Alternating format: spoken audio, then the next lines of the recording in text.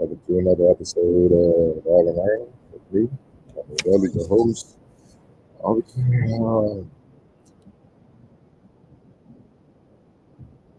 I would say a defensive back from one end, but nonetheless, Wake Forest overwhelms the Irish 72-59. They will face number 4 Pittsburgh Thursday at 2:30 p.m. 4 seed Pittsburgh Thursday at 2:30 p.m. Before I get started with that, got to pay some bills. Make sure you get over to the best soul food spot in the DMV, Foods and Eyes. Visit the flagship restaurant, 1005 U Street, Northwest, Washington, D.C. It's carry out only. If you also want the option of dining in, get over to Georgia Avenue, 5933 Georgia Avenue, in Washington, D.C. You can dine in, or also, just like the flagship spot, carry out. Really, obviously up to you, but throughout this week, to Saturday when the ACC Championship is underway, make sure you stop passing some of my session. Get back to this game, man. To me, from the very beginning, Wake Forest took control. They jumped on it 7-0 and really didn't look back. I just think Wake Forest is size, and especially inside, but even on the wing, it was just too much for the Irish to overcome. Um, they're huge. You understand how big Wake Forest is. They have 4 players that are between 6'10" and 7'1". So they're deep in the post. They have wings that are about 6'8", 6'9" that can move, and they have some guards that are quick and explosive and versatile. They can do a lot of things. And one thing that they all do well is play on the string defensively. And so that's how they beat you. They overwhelm you with their depth, they overwhelm you with their size, their length, and their intelligence and athleticism. That's what you saw with Notre Dame. Yesterday with Notre Dame, their freshman backcourt, Burton, uh, Shrewsbury, it went to work. They put up big numbers or not. Tonight, they were efficient as well. Tonight, far from the case. Like I just mentioned, Wake Forest's length and size disrupted those guys. And if you disrupt those guys, you pretty much got Notre Dame, but they're not nearly as deep. They don't have as many threats offensively as a lot of teams in the ACC. Marcus Burton, who had a big game yesterday, finished with 21. He finished with 21 points, but he was 4-16 for the field, 1-6 for free. Most of his points came from the free throw line, especially throughout the second half. He finished perfect from the free throw line, 12 for 12, 3 rebounds, 3 assists. Pretty big numbers, but it was far from efficient. He really, like I said, he only made 4 field goals. Brady Shrewsbury really struggled. He had 5 points, 1-9 from the field, 1-6 from deep, 2-2 from the free throw line, 3 rebounds, 1 assist. It was definitely a tough night for him, and they needed back with the score. Got to give them respect as freshmen being on the stage and seeing everything for the first time. They're poised to handle everything well. But just like any freshman, there's work to be done so that next year this result won't happen. I feel like Notre Dame got good minutes from Tay Davis. He's one of those 6'8", 6'7", 6'8" guys that can do a lot of different things. 16 points, 4-6 from the field, 8% from the free throw line, 3 rebounds. I felt like he stepped up and provided a boost along with Booth. Finished with 11 points. Kerry Booth, who finished with 11 points and 6 rebounds, but obviously it wasn't enough, man. Wake Forest overwhelmed them. Kevin Miller, his quickness, his speed, defensively, he gotta be honest, man, he bothered Burton a lot. And once you bother Burton, it's hard for Notre Dame to get in their sets. And that's exactly what he did, man. He at times suffocated Burton on the defensive end. It was hard for Burton to shake him. And then on the offense, man, he went to work. 17 points, especially in the first half. He had 11 up to 17 points in the first half. I feel 7 shooting for the field. And then he went in there and did the dirty work, got 7 rebounds. And I like the fact, like 35 minutes, and he only had 1 turnover on top of that. Shot the ball well, and then they did the dirty work, helped with the boards.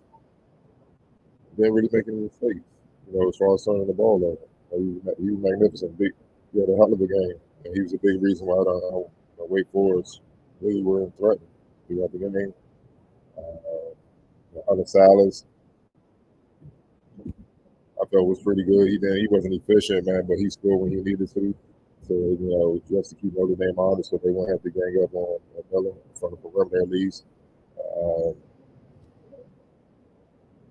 After Reed, he probably won't get a lot of mention from other people covering the game, but I'm gonna shout out, 8 points, 8 rebounds, 5 assists. We did a little bit of everything. 4-7 shooting, including a couple offensive rebounds late to make sure the game was won. Kicked it back out. I forget who drove Mr. Runner, and he got the offensive rebound, dunked it home, pretty much sealed the game. He was huge down the stretch with his offensive rebounding to keep Notre Dame at bay. I love his passing in the first half as well. He had about 3 assists in the first half, finished with 5, but the defense honest once again. They can't double. They can't double on any of the bigs or dig down too far because he could find them. You know what I mean? And he presented a matchup problem. I thought Andrew Carr was big time. Big time for him. Here's an example of what I'm talking about. After Reed getting the ball on the post and pass it to Carr, and he dunks it home.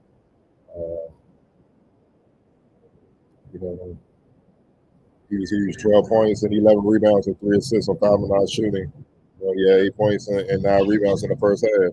That's not Wake Forest jumped on him right away, and this was a big reason why.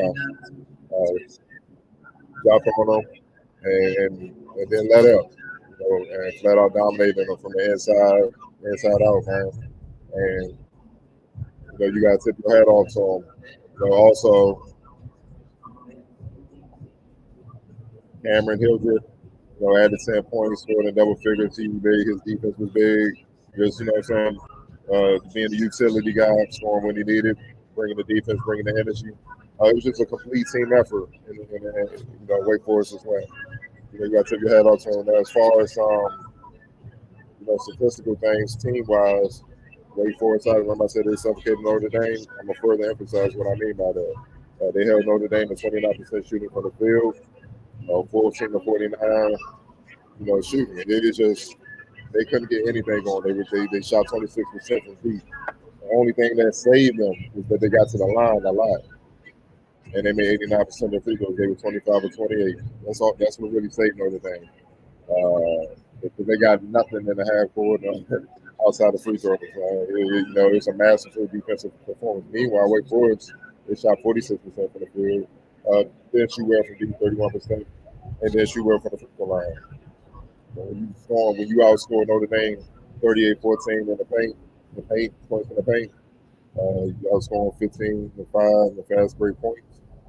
Combine that with your 7 blocks, 15 points off of their 10 turnovers. That's what gives you the cushion that you need to win this game by double digits. And win by 13. So it was a massive performance, and it's a win that was led by their defense. So it's going to be a good one between them and Pittsburgh tomorrow. It's going to be a great chess match of styles to see.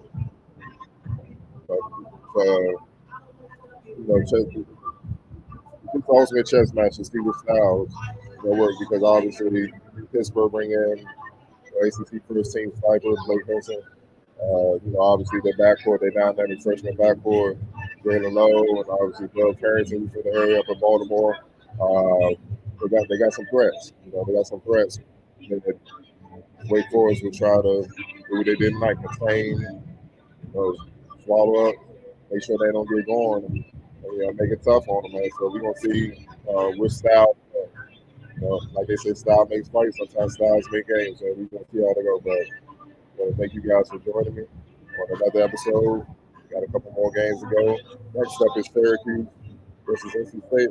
I'll be right back here after that conclusion of the game to give you more insight and analysis on the ACC tournament. Thanks for joining.